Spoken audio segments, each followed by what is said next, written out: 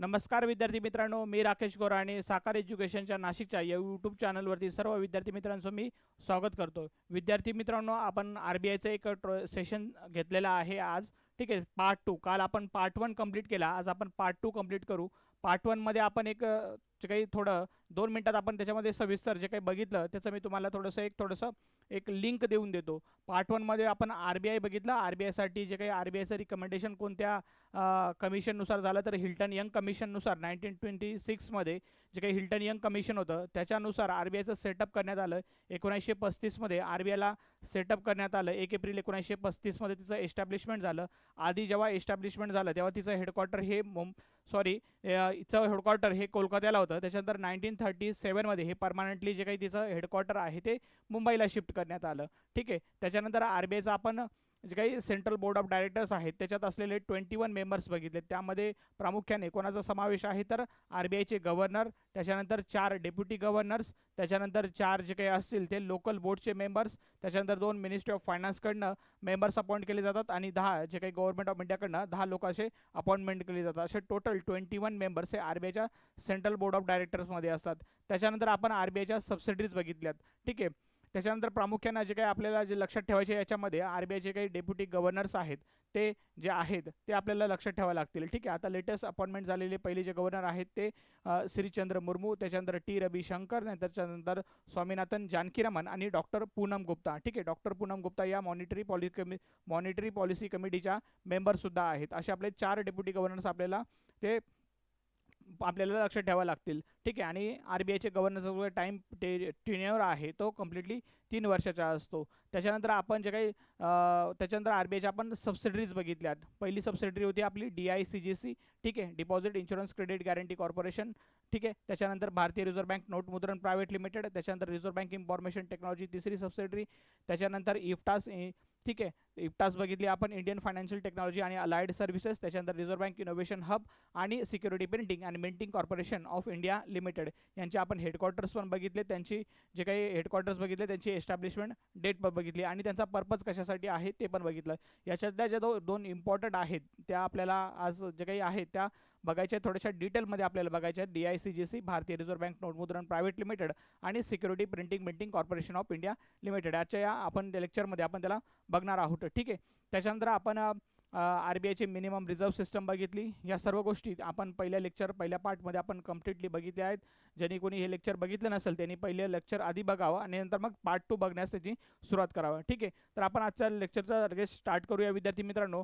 आज आपण बघणार आहोत प्रामुख्यानं RBIचे जे काही मेन फंक्शन्स आहेत ते आपल्याला माहिती असणं पाहिजे आहे. बऱ्याचशा वेळा इंटरव्ह्यूमध्ये POच्या इंटरव्ह्यूला सुद्धा याला क्वेश्चन्स बऱ्याच वेळा विचारलं जातं की RBIचे प्रामुख्यानं फंक्शन्स काय आहेत. बघा, पहिलं जे फंक्शन आहे RBIचं बघा, फॉर्म्युलेटिंग आणि इम्प्लिमेंटिंग द मॉनिटरी पॉलिसी. ठीक आहे, मॉनिटरी पॉलिसीचं क्रिएट करणं जे इम्पॉर्टंट जे टास्क आहे. ठीक आहे, फॉर्म्युलेट आणि creating the monetary policy. Bimonthly monetary policy येत असते वर्षभरातनं. ती जी काही आपण मॉनिटरी पॉलिसीचं लेक्चर आधीच बघितलेलं आहे. ठीक आहे, त्यामध्ये आपण डिस्कशन पण केलं होतं की RBIची जी काही मॉनिटरी पॉलिसी आहे बाय मंथली होत असते. मग वर्षाला 12 महिने तर ती 6 वेळा होणं अपेक्षित आहे, पण ॲटलिस्ट 4 वेळेस जरी वर्षभरातनं मॉनिटरी पॉलिसीची मीटिंग झाली तरी काही प्रॉब्लेम नाही आहे. ठीक आहे, त्याच्यानंतर दुसरं इम्पॉर्टंट फंक्शन आहे तिचं बघा RBIचं, regulator and supervisor of the financial system. ठीक आहे, पूर्ण जे काही फायनान्शियल सिस्टमचं रेग्युलेशन आणि सुपरविजनचं काम हे कोणाकडे आहे तर ते RBIकडं आहे. त्याच्याने काय होणार आहे बघा, पब्लिकमध्ये कॉन्फिडन्स निर्माण होणार आहे. जे काही आपण बँकिंग प्रणालीवर जो काही विश्वास ठेवलेला आहे त्याच्या जर रेग्युलेशन आणि सुपरविजन जर RBIचं असेल, फॉर एक्झाम्पल जर समजा RBI जर आपल्याला deposit insurance credit guarantee corporation ॲक्टनुसार 1961 ॲक्टनुसार जर 5 लाखाचा आपल्याला इन्शुरन्स कव्हर आपल्याला जर देत असेल तर आपल्याला नक्कीच RBIवरती आपला विश्वास जनरेट होणार आहे आणि आपण डिपॉझिट करण्यासाठी जास्तीत जास्त जी काही पब्लिक आहे ती बँकेकडे जाऊ शकते. ठीक आहे, आणि इन्व्हेस्टर्सचा प्रोटेक्ट डिपॉझिट्स इंटरेस्ट आणि cost effective banking services to the पब्लिकसुद्धा त्याच्याने आपल्याला मिळणार आहे. त्याच्यानंतर तिसरं जे इम्पॉर्टंट जे फंक्शन आहे manager of the foreign exchange. ठीक आहे, हे सुद्धा एक इम्पॉर्टंट काम आहे RBIचं. Manager of the foreign exchange, जे काही आपल्याला एक्सटर्नल ट्रेड आपण इतर देशांशी करत असतो, ते जे काही फॉरेन करन्सी आपल्याला मॅनेज करायचं असेल ते सुद्धा जे काही काम आहे ते कोण करत असतं, तर ते RBI करत असतं. आणि त्याच्यासाठी एक इम्पॉर्टंट ॲक्ट आहे विद्यार्थी मित्रांनो, फॉरेन एक्सचेंज मॅनेजमेंट ॲक्ट. हा 1999चा हा एक ॲक्ट, एवढा फक्त फॉरेन फेमा ॲक्ट 1999 एवढाच लक्षात ठेवा. आपल्याला हा ॲक्टमध्ये डीपमध्ये जाण्याचं काही कारण नाही आहे. ठीक आहे, आपल्याला बऱ्याचशा वेळा फेमा ॲक्टचं इयर विचारलं जातं, तर फॉरेन एक्सचेंज मॅनेजमेंट ॲक्टचं इयर तुम्ही लक्षात ठेवा, 1999. ठीक आहे, त्याच्यानंतर पुढचं बघा, पुढचं इम्पॉर्टंट टास्क आहे, काम काय आहे, तर इश्युअर ऑफ करन्सी. ठीक आहे, करन्सी इश्यू करणं. ठीक आहे, इश्यू, एक्सचेंज आणि डिस्ट्रॉय द करन्सी. हे जे करन्सी इश्यू करणं, डिस्ट्रॉय करणं किंवा एक्सचेंज करणं, हे कसलं काम आहे, हे सुद्धा RBIचं एक प्रमुख काम आहे. ठीक आहे, त्याच्यानंतर पुढं बघा, पुढचं एक इम्पॉर्टंट जे काही कार्यप्रणाली आहे, RBIचं मेन फंक्शन आहे ते आहे डेव्हलपमेंट रोलमध्ये. ऑल इंडिया फायनान्शियल इन्स्टिट्यूशन जे आहेत, फॉर एक्झाम्पल जे काही SIDBI असेल, नाबार्ड असेल, त्याच्यानंतर एक्झिम बँक असेल, NHB असेल, अशा जे काही बँक आहेत त्यामार्फत जे काही आपल्या नेशनसाठी जो डेव्हलपमेंट, जो इन्फ्रास्ट्रक्चरसाठी जो खर्च लागणार आहे, जो पैसा लागणार आहे, ते RBI या बँकांमार्फत ते देत असतं. आणि जे काही इन्फ्रास्ट्रक्चर प्रमोशनल ॲक्टिव्हिटी असेल आपल्या देशाच्या, त्या सपोर्टिंग नेशन्सला ऑब्जेक्टिव्ह, जो आपल्या देशाचं काही नेशनचं जे काही ऑब्जेक्ट आहे, ते ऑब्जेक्टिव्ह आहे ते कंप्लीट करण्यासाठी आपल्याला मदत होत असते. ठीक आहे, डेव्हलपमेंट रोलमध्ये सुद्धा. त्याच्यानंतर regulator and supervisor of the payment and settlement system. बघा, जे काही आपले NEFT आहे, RTGS आहे, IMPS आहे. ठीक आहे, payment and settlement system act 2007, payment and settlement system act 2007 नुसार त्याचंसुद्धा जे काही आहे सुपरविजन आणि रेग्युलेशन हे कोणाकडे आहे बघा, ते सुद्धा कोणाकडे आहे, तर ते RBIकडे आहे. ठीक आहे, त्याच्यानंतर बँकर टू द गव्हर्नमेंट. ठीक आहे, हे एक इम्पॉर्टंट काम आहे RBIचं, banker to the government. Banker to the government काय, बऱ्याच वेळा सरकारला सुद्धा त्यांचं इन्कम म्हणजेच रिसिप्ट आणि एक्सपेंडिचर यामध्ये जर मिसमॅच होत असेल, तर बऱ्याच वेळा जे काही स्टेट गव्हर्नमेंट असेल, युनियन टेरिटरी असेल, सेंट्रल गव्हर्नमेंट असेल, RBIकडनं लोन घेत असतं, तर त्या केसमध्ये सुद्धा RBI त्यांना लोन प्रोव्हाइड करत असतं शॉर्ट टर्मसाठी. त्याला वेज अँड मीन्स असं कन्सेप्ट म्हणतो आपण, ते बघितलेल्या ऑफलाईन कोचिंगमध्ये आपण याच्यावरती वेज अँड मीन्स बऱ्याच वेळा डिस्कशन देखील केलेलं आहे. ठीक आहे, तर ते जे काही बँकर टू द गव्हर्नमेंट म्हणून सुद्धा जे काही आहे ते RBI काम करत असतं. ठीक आहे, त्याच्यानंतर पुढे जाऊया विद्यार्थी मित्रांनो. पुढे बघा, बँकर टू द बँक्स. ठीक आहे, banker to the banks, banker to the government. Banker to the banks काय, तर बऱ्याच वेळा बँकांना जे काही आहे त्यांना सुद्धा पैशांची गरज पडत असते, लोन घेत असतात, तर त्या केसमध्ये सुद्धा RBI जी आहे ती बँकांना लोन प्रोव्हाइड करत असते, म्हणून बँकर्स टू द बँक्स असं देखील म्हटलं जातं. त्याच्यानंतर शेवटचं आहे बघा, lender of the last resort. हे एक प्रामुख्यानं एक लास्ट जो फंक्शन आहे, lender of the last resort. बघा, आपल्यासुद्धा घरामध्ये आपल्याला जर समजा काही वेळेस आपल्याला जर पैशांची गरज पडली, तर आपल्याकडे lender of the last resort कोण असतं, तर आपण जर समजा फॉर एक्झाम्पल आपण आधी जो आहे ते आपल्या मोठ्या भावाकडे आपण पैसे मागून बघतो. जर समजा इन केस आपल्याला पैशाची गरज पडली, तर आपण आपल्या मोठ्या भावाकडे पैसे मागतो. ठीक आहे, त्यांनी नाही दिले तर आपण मग आपल्या वडिलांकडे मागतो. ठीक आहे, आणि वडिलांनीही आपल्याला जर पैसे नाही दिले, तर मग आपला lender of the last resort घरामध्ये कोण असतो, तर आपली आई असतं. ठीक आहे, तर त्याच हिशोबाने सुद्धा lender of the last resort जे काही, जर समजा कोणत्याही बँकेला किंवा पैसे जर मिळत नसेल, तर त्यांचा lender of the last resort जो कोण असतं, तर ते RBI असतं. ठीक आहे, ती क्रेडिट फॅसिलिटी आपल्याला RBIकडनं मिळत असतं.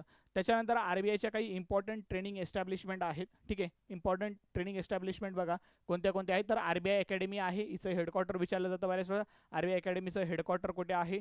ठीक आहे, जर समजा फॉर एक्झाम्पल तुमची जर त्याच्यानंतर दुसरं आहे बघा, college of agriculture banking Pune, हे एक आहे त्याची ट्रेनिंग एस्टॅब्लिशमेंट. त्याच्यानंतर RBI स्टाफ कॉलेज आहे चेन्नईला, आणि एक IDRBT. ठीक आहे, institute for development and research in banking technology, ठीक आहे, तिचं हेडक्वार्टर जे आहे ते हैदराबादला आहे. ठीक आहे, कोणत्या कोणत्या 4 ट्रेनिंग एस्टॅब्लिशमेंट आहेत, तर RBI अकॅडमी मुंबई, त्याच्यानंतर college of agriculture banking Pune, नंतर RBI स्टाफ कॉलेज चेन्नई, आणि institute for development and research in banking technology based in the Hyderabad. अशा 4 आपल्याला RBIच्या ट्रेनिंग एस्टॅब्लिशमेंट आपल्याला लक्षात ठेवायचे. प्रामुख्याने यांचे हेडक्वार्टर्स बऱ्याच वेळा एक्झाममध्ये विचारले गेलेले आहेत.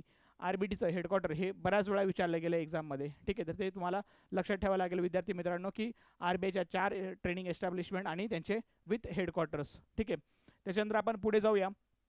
पुढे बघा, जो आपण RBIची आपण एक जे सबसिडरी बघितलीत, त्यामध्ये DICGC, deposit insurance credit guarantee corporation act 1961. ठीक आहे, DICGC ॲक्ट जो आहे हा 1961चा, तो प्रामुख्याने आपल्याला कशासाठी मदत करतो? ही जी सबसिडरी आहे ज्याच्या ॲक्टनुसार आपल्याला RBI कडनं आपल्याला किती इन्शुरन्स आपल्याला मिळणार आहे. ठीक आहे, आधी बघा फक्त 1,00,000चा आपल्याला इन्शुरन्स मिळत होतं, पण मात्र 4 फेब्रुवारी 2020 पासून जो ते रिवाइज लिमिट, ते जे काही लिमिट होतं 1,00,000चं, ते रिवाइज करून आपल्याला लिमिट किती सेट करण्यात आलं ते कम्प्लिटली आपण जे काही बँकमध्ये डिपॉझिट करू त्याच्यासाठी आपल्याला 5,00,000 पर्यंत आपल्याला इन्शुरन्स असणार आहे. ठीक आहे, 1,00,000वरून ते 5,00,000 करण्यात आलं आहे. म्हणजे कसं, जर समजा आपण बँकमध्ये आपण जे काही net demand and time liability ठेवली असेल, ठीक आहे, कासा अकाउंटमध्ये किंवा राफा अकाउंटमध्ये, ठीक आहे, करंट अकाउंट किंवा सेव्हिंग अकाउंट किंवा RD किंवा FDमध्ये आपण जर काही अमाऊंट डिपॉझिट करू, फॉर एक्झाम्पल ती अमाऊंट जर समजा 5,00,000पर्यंत असेल, ठीक आहे, 5,00,000 असेल किंवा 4,00,000 असेल किंवा अप टू द 5,00,000पर्यंत असेल, तर आपल्याला 5,00,000पर्यंत इन्शुरन्स आपल्याला कव्हर होत असतो. ठीक आहे, जर समजा आपण सेम बँकमध्ये फॉर एक्झाम्पल आपण बँक ऑफ बरोडामध्ये गेलोत आणि तिथे आपण 10,00,000ची आपण FD केली, तर आपल्याला जो काही इन्शुरन्स असणार आहे, समजा इन केस फ्युचरमध्ये बँक ऑफ बरोडा जर समजा पूर्णपणे बँकरप्ट झाली, ठीक आहे, इनसॉल्व्हंट झाली, त्या केसमध्ये आपले जे काय आहे ते आपल्याला 5,00,000पर्यंतच आपले पैसे सुरक्षित आहेत, 5,00,000पर्यंतच आपल्याला इन्शुरन्स मिळणार आहे. ठीक आहे, त्याच्यानंतर मग त्यासाठी आपण काय करू शकतो, तर आपण वेगवेगळ्या नॅशनलाइज बँकमध्ये आपण अकाउंट ओपन करून अप टू द 5,00,000पर्यंत इतर बँकांमध्ये आपण ती आपली जी काही पूर्ण जमाकुंजी असेल ती आपण ती विभागून त्याच्यावर आपण ते इन्शुरन्स आपण RBI कडनं आपण तो फायदा उचलू शकतो. ठीक आहे, तर आपल्याला हे लक्षात ठेवायचं की DICGC ॲक्टनुसार 1961नुसार आपल्याला डिपॉझिट जे काही इन्शुरन्स मिळणार आहे RBI कडनं ते आपल्याला 5,00,000चं मिळणार आहे आणि त्याची रिवाइज डेट कधीपासून करण्यात आलेली, तर 4 फेब्रुवारी 2020 पासून. ठीक आहे, त्याच्यानंतर पुढे जाऊया विद्यार्थी मित्रांनो. याचं एस्टॅब्लिशमेंट आपण मागच्या पार्ट 1मध्ये बघितलं. DICGचं जे काही एस्टॅब्लिशमेंट आहे 15 जुलै 1978ला झालेलं आहे. त्याचं हेडक्वार्टर कुठे आहे, तर ते मुंबईला हेडक्वार्टर आहे. ठीक आहे, त्याच्यानंतर दुसरी आपली एक इम्पॉर्टंट सबसिडरी होती RBIची की भारतीय रिझर्व्ह बँक नोट मुद्रण प्रायव्हेट लिमिटेड, नावामध्येच दिले नोट मुद्रण. ठीक आहे, म्हणजे जी काही करन्सी आहे, नोट्स जी काही करन्सी आपली आहे त्याचं प्रिंटिंग करणं, नोट मुद्रणचं आपल्याला प्रिंटिंग करायची आहे. तिचं आपण हेडक्वार्टर बघितलं होतं की हेडक्वार्टर भारतीय रिझर्व्ह बँक नोट मुद्रण प्रायव्हेट लिमिटेडचं हेडक्वार्टर कुठे आहे, तर तिचं B फॉर द भारतीय रिझर्व्ह बँक, तर B फॉर द बेंगलोर, आणि तिचं एस्टॅब्लिशमेंट आपण बघितलं होतं 3 फेब्रुवारी 1995ला झालेलं आहे. ठीक आहे, हिचं काय काम आहे बघा, सप्लाय जे काही नोटांचं जे काही सप्लाय आहे मार्केटमध्ये, सो ते सप्लाय आणि डिमांड जे काही आहे प्रिंटिंग करून ती नोटचं प्रिंटिंग करून त्याचं मार्केटमध्ये किंवा आपल्या बाजारपेठेमध्ये तिचं डिमांड आणि सप्लायवरतीचं पूर्णपणे देखरेख करणं. ठीक आहे, त्याच्यानंतर त्याच्या ज्या आहेत बघा, ती जी रजिस्टर्ड आहे, ठीक आहे, जी भारतीय रिझर्व्ह बँक नोट मुद्रण प्रायव्हेट लिमिटेड जी RBIची सबसिडरी आहे, तिचं रजिस्ट्रेशन बघा प्रायव्हेट लिमिटेड कंपनीमधून करण्यात आलेलं आहे कंपनीज ॲक्ट 1956नुसार. ठीक आहे, आता नवीन कंपनीज ॲक्ट आलेला आहे 2013. ठीक आहे, तो एक लक्षात असू द्या. त्याच्यानंतर मग ह्या जो भारतीय रिझर्व्ह बँक नोट मुद्रण प्रायव्हेट लिमिटेड आहे, ही जी आहे ती 2 नोट प्रेसला जी काही आहे ती 2 ठिकाणी तिथे जी आपली नोटांची छपाई चालत असते. प्रामुख्याने ती कुठे चालते बघा, म्हैसूर कर्नाटकामध्ये आणि सालबुनी आणि वेस्ट बेंगॉलमध्ये. ठीक आहे, राहिलेल्या टोटल 4 आपल्या प्रिंटिंग प्रेसेस आहेत, नोटच्या 4 प्रिंटिंग प्रेसेस आहेत, त्याच्यातल्या ज्या 2 आहेत, ठीक आहे, म्हैसूर कर्नाटकमध्ये, सालबुनी वेस्ट बेंगॉलमध्ये, ह्या ज्या आहेत त्या भारतीय रिझर्व्ह बँक नोट मुद्रण जे काही आहे त्याच्या अंडर काम करत असतात. आणि ज्या राहिलेल्या 2 आहेत, ठीक आहे, देवास आणि नाशिक, ते गव्हर्नमेंट ऑफ इंडिया ओन करतं. ठीक आहे, गव्हर्नमेंट ऑफ इंडिया ओन करतं, पण त्याला ऑपरेट करणारी जी आहे ती आहे security printing of minting corporation of India limited, जी RBIची एक सबसिडरी आहे, ती काम बघत असतं. तिचं पण आपण पुढे डिटेलमध्ये बघणार आहोत की या 4 ज्या प्रिंटिंग प्रेसेस आहेत त्या खूप प्रामुख्याने इंटरव्ह्यूमध्ये बऱ्याच वेळा विचारलं जातं तुम्हाला की RBIच्या ज्या 4 सबसिडरीज आहेत त्याच्या भारतीय रिझर्व्ह बँक नोट मुद्रण प्रायव्हेट लिमिटेड अंडर 2 कोणत्या आहेत, आणि security printing minting corporation of India लिमिटेडच्या अंतर्गत ज्या 2 प्रिंटिंग प्रेसेस आहेत नोटच्या त्या कोणत्या आहेत, तर ते तुम्हाला व्यवस्थित लक्षात ठेवावं लागेल. ठीक आहे, तर पुढे जाऊया आपण.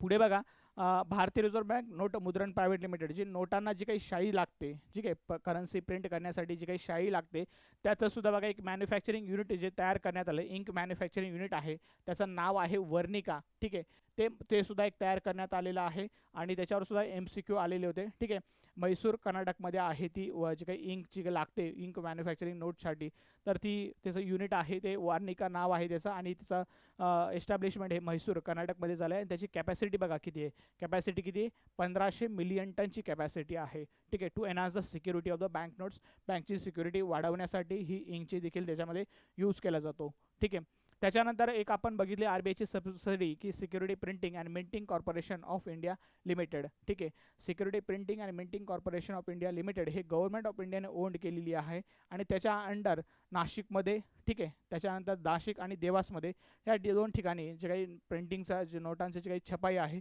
ती चालत असं असं 4 ठिकाणी नोटांची प्रिंटिंग चालत असते विद्यार्थी मित्रांनो. बघा, ही जी सिक्युरिटी प्रिंटिंग आणि minting corporation of India limited म्हणजे मिंटिंग म्हणजे काय, कॉइन मिंटिंग करण्याचं काम सुद्धा कोण करत असं तर security printing and minting corporation of India limited हे जे काय आहे त्याचं मिंटिंग काम करतं, प्लस सिक्युरिटीचं प्रिंटिंग करतं, प्लस नोटचं प्रेस पण करतं. ठीक आहे, प्रिंटिंग करतं. ठीक आहे, सॉरी.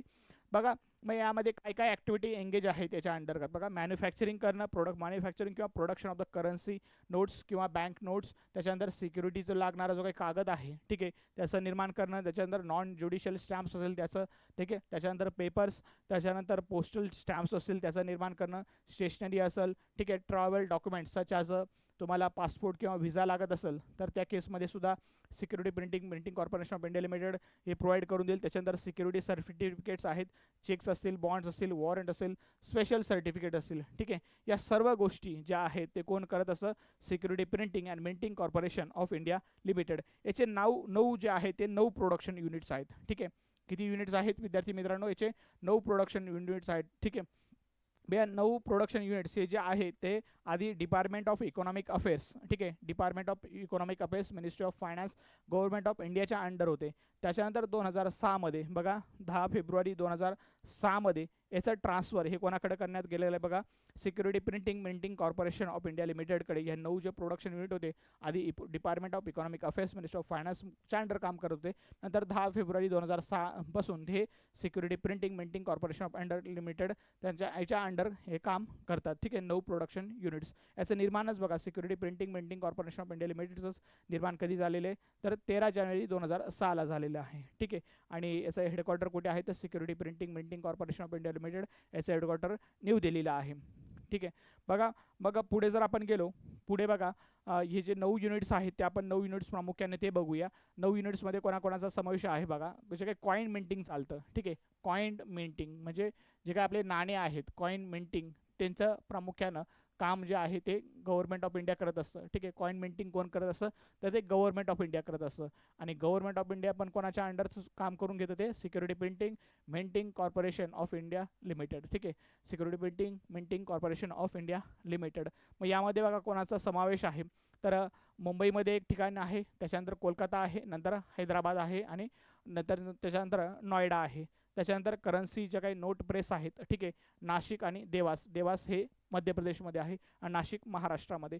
नंतर जो काही सिक्युरिटीसाठी इंडिया सिक्युरिटी प्रेससुद्धा नाशिकमध्ये आहे, प्लस सिक्युरिटी प्रिंटिंग जो काही प्रेस आहे ती सुद्धा नाशिक आणि हैदराबाद या 2 ठिकाणी सिक्युरिटी प्रेस आहे. त्याच्यानंतर जो काही सिक्युरिटीसाठी जो काही पेपर लागणार आहे त्याची मिल ही कुठे नर्मदापुरम जी की लोकेटेड आहे मध्य प्रदेशमध्ये. ठीक आहे, ती कुठे आहे मध्य प्रदेशमध्ये आहे. तर मग या ज्या आपल्याला आपण ह्या ज्या कॉइन मिंटिंग ज्या बघितल्या, सिक्युरिटी प्रिंटिंग आणि minting corporation of India limited, यांना लक्षात कसं ठेवणार विद्यार्थी मित्रांनो. एक साधं सेंटेन्स आहे, कसं लक्षात ठेवणार तुम्ही. मिंटिंग कुठे चालते तर मुंबई, कोलकाता, हैदराबाद आणि नोएडामध्ये. तर तुम्ही लक्षात ठेवा विद्यार्थी मित्रांनो, एक साधं सेंटेन्स आहे की मुकेश कुमार का हाऊस नंबर. ठीक आहे, मुकेश कुमार का हाऊस नंबर. ठीक आहे, काय काय कीवर्ड पकडणार तुम्ही. ठीक आहे, एम वरून तुम्ही मुंबई पकडणार, त्याच्यानंतर कुमारवरून के आहे तर के वरून आपण कोलकाता पकडायचा आहे. त्याच्यानंतर house number H for the Hyderabad पकडायचं आहे आणि नंबरवरून एन वरून नोएडा पकडायचं आहे. ठीक आहे, तर तुम्हाला ह्या जे काही आपले जे कीवर्ड्स आहेत हे मुकेश कुमार का हाऊस नंबर यावरून तुम्ही ते कीवर्ड्स पकडून मुंबई, कोलकाता, हैदराबाद आणि नोएडा हे तुम्ही लक्षात ठेवू शकता. त्याच्यानंतर जे काही आहे हे 4 प्रोडक्शन युनिट झालेत security printing minting corporation of India लिमिटेडचे. त्याच्यानंतर 2 ठिकाणी काय आहे बघा, नोट प्रेसचे आहेत ते नाशिक आणि देवासमध्ये आहे. ठीक आहे, आणि त्याच्यानंतर इंडिया सिक्युरिटीचे जे काही प्रेस आहे ते नाशिक आणि हैदराबादमध्ये आहे. ठीक आहे, ते 4 आणि 2 6 6 आणि 2 8 आणि सिक्युरिटी प्रेससाठी लागणारा जो काही पेपर मिल आहे ती पेपर मिल कुठे आहे तर ती बघा ती कुठे नर्मदापुरम मध्य प्रदेशमध्ये आहे. ठीक आहे, अशा 9 प्रोडक्शन युनिट्स आहेत त्याचे, जे 10 फेब्रुवारी 2006 पासून कशाच्या अंडर काम करते, तर सिक्युरिटी प्रिंटिंग आणि मिंटिंग कॉर्पोरेशन ऑफ इंडिया लिमिटेडच्या अंडर काम करते. ठीक आहे. त्याच्यानंतर आपण जर पुढे गेलो बघा, पुढे बघा आपल्याला आता नोट्सचे काही टाईप्स बघायचे आहेत. ठीक आहे. नोट्सचे आपल्याला टाईप्स बघायचे आहेत. टाईप्स ऑफ नोट्स, कोणत्या कोणत्या टाईप्स ऑफ नोट्स असतात बघा. टाईप्स ऑफ नोट्स बघा, सॉईल नोट्स तुम्ही बघितली असेल विद्यार्थी मित्रांनो. बघा सॉईल नोट्स म्हणजे काय, फॉर एक्झाम्पल जी काही मळलेली नोट असेल, ठीक आहे, तिला काय म्हटलं तर पूर्ण माखलेली नोट किंवा मळालेली नोट असेल तिला सॉईल नोट असं म्हटलं जातं. Means a note which is dirty due to the आपण जे काही नॉर्मल विअर अँड टिअर जर डेली यूजमध्ये जर विअर अँड टिअर होतं असतं, ठीक आहे, मग त्याला अशा डर्टी नोट्सला काय म्हटलं जातं, तिला सॉईल नोट म्हटलं जातं. किंवा इन्क्लूड्स 2 पीसेस नो, त्याच्या 2 तुकडे झाले. सॉईल नोट्स म्हणजे काय, पूर्णपणे डर्टी झालेली नोट नॉर्मल विअर अँड टिअरमध्ये आणि तिचे 2 तुकडे झाले आहेत, पण मात्र ते त्याला आपण एका टेपने त्याला चिटकवलेलं आहे. ठीक आहे. 2 तुकडे असतील पण ते चिटकवलेले आहेत आणि तिचे जे काही इसेन्शियल फीचर्स आहेत ते लॉस झालेले नाही. ते essential features as it is असतील तर अशा नोटला आपण सॉईल नोट म्हणू शकतो. ठीक आहे. त्याच्यानंतर एक म्युटिलेटेड नोट्स आहे.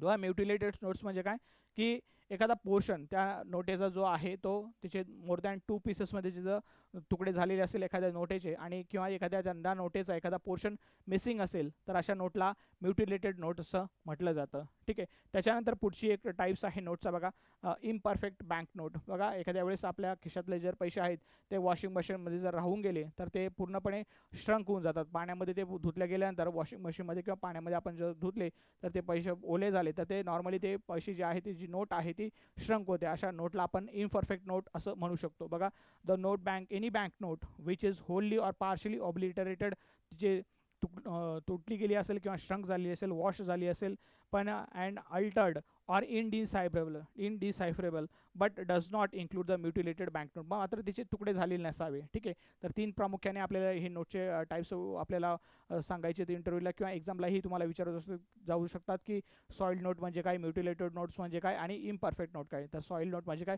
पूर्णपणे डर्टी झालेली नॉर्मल वेअर अँड टिअरमुळे आणि तिचे इसेन्शियल फीचर्स लॉस झालेले नाही आहेत, तिचे जरी 2 तुकडे झाले असेल तर टेपने तिला चिटकवलेलं असेल तर अशा नोटला आपण सॉईल नोट म्हणू शकतो. त्याच्यानंतर दुसरी नोट आहे म्युटिलेटेड नोट्स. 2पेक्षा जास्त ज्या नोटचे तुकडे झालेले असेल तर अशा नोटला आपण म्युटिलेटेड नोट्स म्हणू शकतो. ठीक आहे. आणि तिसरी जी नोट बघितली आपण इम्परफेक्ट नोट. इम्परफेक्ट नोटमध्ये काय, जी जर धुतली गेली नोट्स एक प्रामुख्याने तुम्ही लक्षात ठेवा आणि तिचं बघा पण तिचे तुकडे झालेले नसतं, तिचे 2 तुकडे झालेले नसतं, फक्त नॉर्मली श्रंक झालेली असली पाहिजे आहे आणि तिचे तुकडे झालेले नसली नोट असेल तर तिला आपण काय म्हणू शकतो, तर तिला आपण इम्परफेक्ट नोट असं म्हणू शकतो.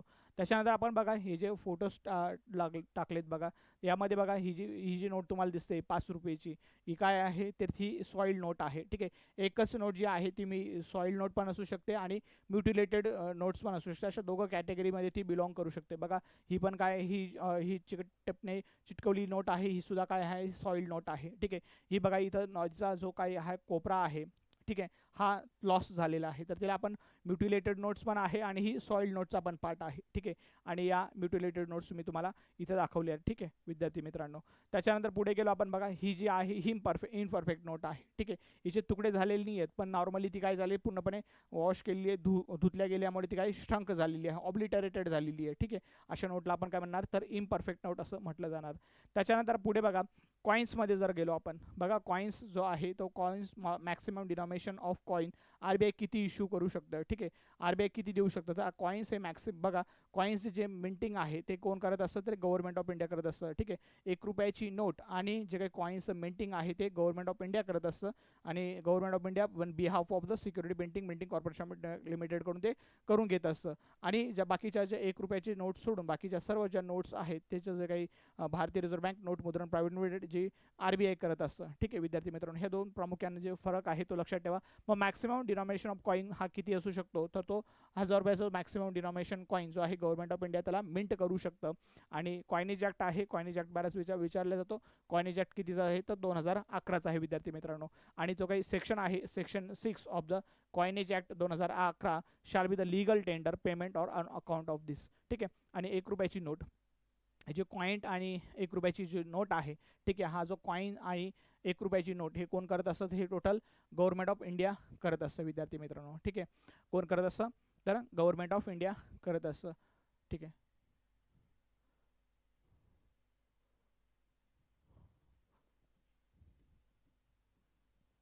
ठीक आहे, गव्हर्नमेंट ऑफ इंडिया करत असतं. त्याच्यानंतर तो सेक्शन इम्पॉर्टंट आहे, मॅक्सिमम डिनॉमिनेशन कॉईन किती 1000 रुपयाचा आहे. त्याच्यानंतर लागणारा सेक्शन 6 ऑफ कॉइनेज ॲक्ट 2011 तुम्हाला लक्षात ठेवायचा आहे. ठीक आहे, आणि 1 रुपयाची जी नोट आहे ती गव्हर्नमेंट ऑफ इंडिया इश्यू करत असतं आणि त्याच्यावर जी सही आहे, ठीक आहे, 1 रुपयाच्या नोटेवर जी सही आहे ती फायनान्स सेक्रेटरी करत असतात. ठीक आहे, कोण करत असतं तर फायनान्स सेक्रेटरी करत असतात. तर तुम्ही मला कमेंटमध्ये पूर्णपणे माहिती द्यायची की सध्याचे जे करंट जे आहेत फायनान्स सेक्रेटरी कोण आहे याची इन्फॉर्मेशन तुम्ही मला कमेंटमध्ये. हे लेक्चर रेकॉर्डेड लेक्चर आहे. लेक्चर एकदा अपलोड झाल्यानंतर तुम्ही जेव्हा बघणार त्याच्यानंतर तुम्ही जे गव्हर्नमेंट ऑफ इंडियाचे फायनान्स सेक्रेटरी कोण आहेत, 1 रुपयाची नोटवर जी सही आहे ती कोणाची असणार आहे तर ते तुम्ही शोधून आणायचं आहे आणि त्या कमेंट बॉक्समध्ये तुम्ही तो मेसेज टाकायचा आहे. ठीक आहे, त्याच्यानंतर मी तुम्हाला सांगेल की फायनान्स सेक्रेटरी ऑफ इंडिया कोण आहे. ठीक आहे, त्याच्यानंतर बघा नोटेवरती एक क्लॉज मेन्शन केला असतो की आय प्रॉमिस टू पे. ठीक आहे, क्लॉज मेन्शन केलं असतो. हे जे आहे आय प्रॉमिस टू मैं धारक को वचन देता हूँ की, ते जे आहे ते जे सेंटेन्स आहे ते बऱ्याच वेळा विचारलं गेले. सेक्शन त्याचं काय आहे तर सेक्शन 26 ऑफ RBI ॲक्ट 1934 जसं मेन्शन केलेलं आहे. बँक त्याच्यामुळे काय होतं की ह्या सेंटेन्समुळे I promise to pay, bank जी आहे ती लायबल आहे, ज्याच्यावर जी सम मेन्शन केली, जी अमाऊंट मेन्शन केली आहे ती बँक त्याला लायबल आहे. ठीक आहे, असं त्याचा अर्थ होत असतो. त्याच्यानंतर पुढे आपण जर गेलो बघा, मॅक्सिमम नोटचं काही डिनॉमिनेशन असेल, मॅक्सिमम जी काही नोट आहे तिचं डिनॉमिनेशन किती असलं पाहिजे. नाही तर मॅक्सिमम डिनॉमिनेशन जी आहे ती 10,000ची नोट असू शकते. RBI त्याचं प्रिंटिंग करू शकतं, 10,000ची नोटची प्रिंटिंग RBI करू शकतं. ठीक आहे, मग ही 10,000ची नोट पहिल्यांदा बघा इंट्रोड्यूस कधी करण्यात आली, यावेळी बऱ्याच वेळा क्वेश्चन आलेला आहे. 10,000ची नोट पहिल्यांदा 1938 इंट्रोड्यूस करण्यात आली. त्याच्यानंतर तिला जी काय आहे ती डिमॉनिटाईज करण्यात आलं 1946. ठीक आहे, जानेवारी 1946 तिचं डिमॉनिटायझेशन करण्यात आलं. त्याच्यानंतर next it was again introduce in 1954. परत तिला 1938 पहिल्यांदा इंट्रोड्यूस केली. त्याच्यानंतर जानेवारी 1946 तिला बंद करण्यात आलं, डिमॉनिटाईज करण्यात आलं. त्याच्यानंतर परत एकदा 1954 तिला सेकंड टाईम तिला इंट्रोड्यूस करण्यात आलं आणि त्याच्यानंतर तिला 1978 तिला पूर्णपणे डिमॉनिटाईज करण्यात आलं. ठीक आहे, आताही आपण 2000ची नोट जी आहे ती आपण बंद केलेली आहे. तिथे मे 2023 असून तिला बंद करण्यात आलं आहे. पण मात्र ती जी 2000ची नोट आहे ती, हे जे 10,000ची जी नोट आहे ते लीगल टेंडर नाही आहे. पण आत्ताही बघितलं तर तुम्ही जर गव्हर्नमेंट ऑफ इंडियाचं जे काय आता सांगितलं आहे की जे 2000ची जी नोट आहे ती लीगल टेंडर आहे, पण ती जर तुमच्याकडे जर शिल्लक असेल तर ती तुम्ही RBIच्या ऑफिसमध्ये जाऊन तिथं एक्सचेंज करू शकतात. ठीक आहे विद्यार्थी मित्रांनो, ते लक्षात ठेवा. आणि बघा टोटल लँग्वेजेस जे आहे त्या नोटेवरती किती लँग्वेजचा समावेश आहे तर टोटल 17 लँग्वेजचा समावेश आहे, इन्क्लुडिंग इंग्लिश आणि हिंदी. ठीक आहे, इंग्लिश आणि हिंदी पकडून टोटल ज्या आहेत त्या टोटल 17 लँग्वेजेस आहेत. ठीक आहे, including English plus Hindi total 17 लँग्वेजच्या नोटेवर असतात. बऱ्याच वेळा हा क्वेश्चन विचारला जातो MCQमध्ये 1 लाइनरमध्ये. तर नोटावरती ज्या आहेत त्या टोटल लँग्वेजेस किती तर टोटल 17 लँग्वेजेस आहेत विद्यार्थी मित्रांनो. त्याच्यानंतर आपण जर पुढे बघा पब्लिकेशन्स, RBI कोणते कोणते रिपोर्ट देत असतं हे इम्पॉर्टंट आहे. बऱ्याच वेळा मी इंटरव्ह्यूलाही क्वेश्चन बऱ्याच वेळा विचारले गेले ते की RBI कोणत्या प्रामुख्याने जे रिपोर्ट देत असतं. तर त्यामध्ये प्रामुख्याने RBIचा जो रिपोर्ट आहे बघा, पहिला रिपोर्ट आहे तिचा फायनान्शियल स्टॅबिलिटी रिपोर्ट. ठीक आहे, तो वर्षातून 2 वेळेस येत असतो, एकदा मार्चमध्ये येतो आणि एकदा सप्टेंबरमध्ये येत असतो. फायनान्शियल स्टॅबिलिटी रिपोर्ट खूप इम्पॉर्टंट आहे. यावेळी जो काय RBI रिपोर्ट देत असतं फायनान्शियल स्टॅबिलिटी 2 वेळेस येतो वर्षातून, मार्चमध्ये आणि सप्टेंबरमध्ये. या रिपोर्टवरतीच बऱ्याचशा वेळेस 2 ते 3 MCQs हे तुमच्या मेन्स एक्झाममध्ये तुम्हाला बघायला मिळतील फायनान्शियल स्टॅबिलिटी रिपोर्टवरती. त्याच्यानंतर मॉनिटरी पॉलिसीचा रिपोर्ट आहे. मॉनिटरी पॉलिसी जी आहे बायमंथली होत असते, त्याच्यावरही क्वेश्चन बऱ्याच वेळा विचारले जातात. जे काही जे रेट चेंज होतात त्या रेटवर बऱ्याच वेळा क्वेश्चन विचारले जातात. तो एक मॉनिटरी पॉलिसीचा रिपोर्ट आहे, त्याच्यावर क्वेश्चन विचारले जातात. त्याच्यानंतर report on the foreign exchange reserves, जो काही फॉरेन एक्सचेंजचा रिझर्व्स आहे त्याचा पण एक रिपोर्ट येत असतो, त्याचासुद्धा तो इम्पॉर्टंट रिपोर्ट. असे 3 जे पब्लिकेशन्स रिपोर्ट्स आहेत ते RBI देत असतं आणि ते आपल्याला लक्षात ठेवायचे आहेत. ठीक आहे, एक्झाम पॉईंट ऑफ व्ह्यूनं. ठीक आहे, त्याच्यानंतर एक इम्पॉर्टंट जे कन्सेप्ट आहे की करन्सी, एक आपण बघूया करन्सी चेस्ट काय असतं. ठीक आहे, RBI मॅनेज करत असतं. ठीक आहे, करन्सी चेस्ट. ठीक आहे, करन्सी चेस्ट म्हणजे काय असतं, जिथून जे काही नोट्स असतील किंवा अशा काही शेड्यूल कमर्शियल बँक्स RBI त्यांना नेमून देतं, तिथून RBIला जे काय आहे जे नोट्स असतील किंवा जे काही कॉईन्स असतील त्याचं सर्क्युलेशन त्यांना इझी होईल. शेड्यूल कमर्शियल बँक्स असे जे बँक प्रत्येक विभागामध्ये त्यांना नेमून दिलं जातं आणि तिथून ती करन्सी सर्क्युलेट केली जाते. ठीक आहे, त्याला करन्सी चेस असं म्हटलं जातं. त्याच्यानंतर आपण बघा हा जो टॉपिक आणला आहे आपण, यामध्ये आपण आज जो बघितलं की RBIचे पूर्णपणे फंक्शन्स, त्याच्यानंतर आपल्याला डीपमध्ये ॲनालिसिस आपण बघितलं DICGC जे इम्पॉर्टंट आहे आपल्या एक्झाम पॉईंट DICGS असेल, security printing minting corporation of India limited असेल, भारतीय रिझर्व्ह बँक मुद्रण भारतीय रिझर्व्ह बँक नोट मुद्रण प्रायव्हेट लिमिटेड असेल, अशा आपण जे काही आहेत 3 इम्पॉर्टंट सबसिडीजचं टोटल व्यवस्थित डिस्कशन बघितलं. त्याच्यानंतर जे काही मॅक्सिमम डिनॉमिनेशन कॉईन किती असायला हवं, त्याच्यानंतर मॅक्सिमम नोटचं डिनॉमिनेशन किती असणार आहे, ठीक आहे. त्याच्यानंतर त्यांना कधी डिमोनेटाईज घेण्यात आलं 10,000ची नोट. त्याच्यानंतर RBIचे काही त्याचे जे 3 पब्लिकेशन्स रिपोर्ट्स आहेत ते आपण बघितलेत, ठीक आहे. जे 3 पब्लिकेशन्सचे रिपोर्ट आहेत ते आपण बघितलेत. तर या सर्व गोष्टी आपल्याला या लेक्चरमध्ये आपण बघितल्या आहेत, ठीक आहे. आय होप तुम्हाला ह्या सर्व गोष्टी व्यवस्थित कळायला असाव्यात, ठीक आहे. बघा, तुम्ही जे आज लेक्चर बघितलं पार्ट 1 आणि पार्ट 2मध्ये आपण RBIचं पूर्णपणे व्यवस्थित डिस्कशन केलेलं आहे. जर तुम्हाला हे जर मी कंटेंट आणलेलं आहे ते तुम्हाला जर व्यवस्थित समजलं असेल तर तुम्ही हक्काचा माझा लाईक करायचं विद्यार्थी मित्रांनो. बघा, आपल्या क्लासने मी जिथं शिकवतो आहे बँकिंग अँड फायनान्शियल अवेअरनेस, आमचा जो क्लास आहे साकार एज्युकेशन नाशिक, यामध्ये आम्ही 10 मार्च 2026 असून RBIसाठी प्लस बँकिंगचे काही एक्झाम चालतात, वर्षभरासाठी बँकिंगच्या ज्या एक्झाम चालतात त्याच्याविषयी प्लस MBA-CT एक बॅच लॉन्च केली आहे 10 मार्च 2026 पासून. त्यामध्ये क्वांट, रिझनिंग आणि इंग्लिश आणि जनरल अवेअरनेससाठी यासाठी प्रत्येक विषयासाठी सेपरेट फॅकल्टी आहेत आणि त्यांनी एक्झाम देऊन त्या क्वालिफाय देखील केलेल्या आहेत. असे तुम्हाला शिक्षक त्यांना तुम्हाला नेमून दिलेले आहेत.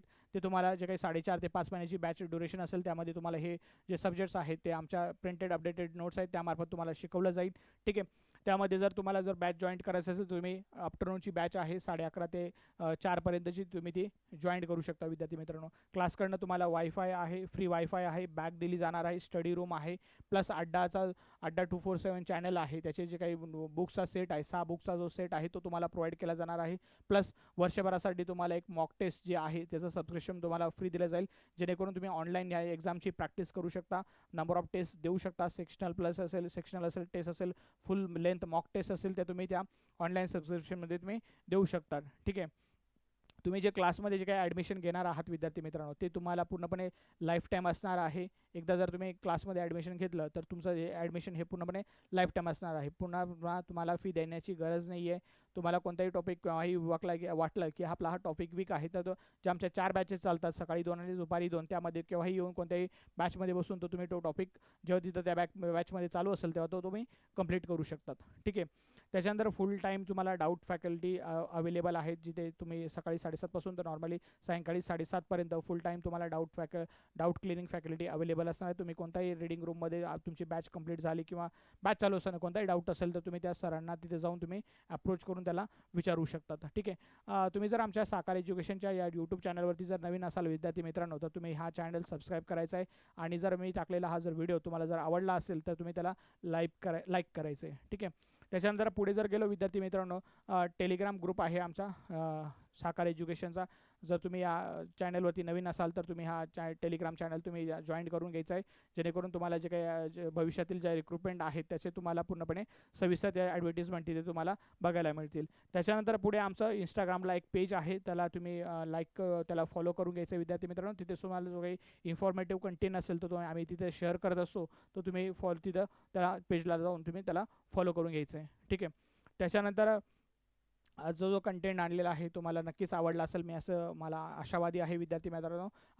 जोपर्यंत मी नेक्स्ट लेक्चर घेऊन नक्कीच चांगलं एक लेक्चर अजून एक बँकिंग अवेअरनेस रिलेटेड मी एक चांगला टॉपिक घेऊन येईल आणि तो तुम्हाला मी नेक्स्ट लेक्चरमध्ये घेऊन येतो विद्यार्थी मित्रांनो. तोपर्यंत थँक्यू, धन्यवाद.